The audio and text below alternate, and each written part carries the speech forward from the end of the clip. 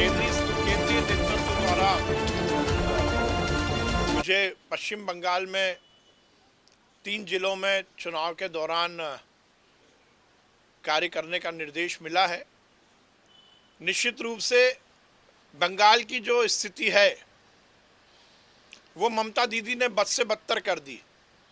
जिस प्रदेश में राम का नाम लेने पर प्रताड़ित किया जाता हो, जिस प्रदेश में केवल श्री राम के नारे लगा देने के कारण ममता दीदी चिढ़ जाती हों, जिस प्रदेश में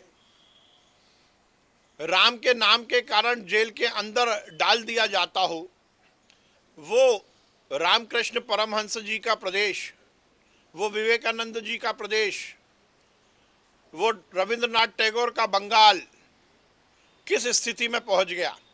और निश्चित रूप से ममता दीदी का बोरिया बिस्तर बंधने वाला है। भारतीय जनता पार्टी की सरकार बंगाल में बनेगी और वो बंगाल का गौरव फिर वापस आएगा, जो आज़ादी के पहले भी था। और आज़ादी की लड़ाई में जिस प्रकार से बंगाल ने बढ़ चढ़कर हिस्सा लिया था, पर ममता दीदी ने उस बंगाल की संस्कृति को मटियामेट कर दिया।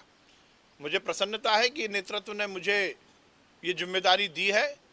हम जहां पर हमें जिम्मेदारी दी है वहां जाकर पूरी शिद्दत के साथ भारतीय जनता पार्टी के कार्यकर्ता के रूप में भारतीय जनता पार्टी जीते इसका कार्य करेंगे।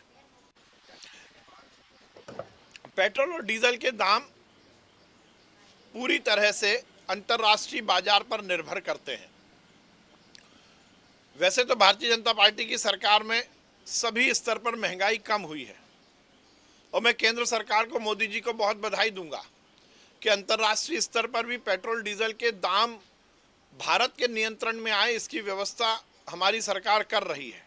और जिस प्रकार से इलेक्ट्रिक वाहनों का और सौर ऊर्जा से चलित बैटरी के द्वारा वाहन चलाने की जो सरकार की योजना है, उससे निश्चित रूप से अंतर्राष्ट्रीय स्तर पर जो पेट्रोल डीजल के दाम निर्धारित करने के जो परिधि है उसमें भारत भी आएगा और उसके बाद निश्चित रूप से हम इसको कंट्रोल कर सकेंगे। अभी क्योंकि पेट्रोल और डीजल के दाम सीधे सीधे अंतर्राष्ट्रीय बाजार पर निर्भर करते हैं, इसलिए इस तरह की वृद्धि हो रही है। पर हमारी सरकार की योजना है, हम जल्द से जल्द बैटरी चलित वाहन लाकर इस तरह से जो दाम बढ़ रहे हैं उस पर नियंत्रण करेंगे।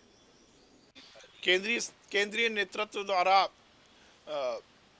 मुझे पश्चिम बंगाल में 3 जिलों में चुनाव के दौरान कार्य करने का निर्देश मिला है।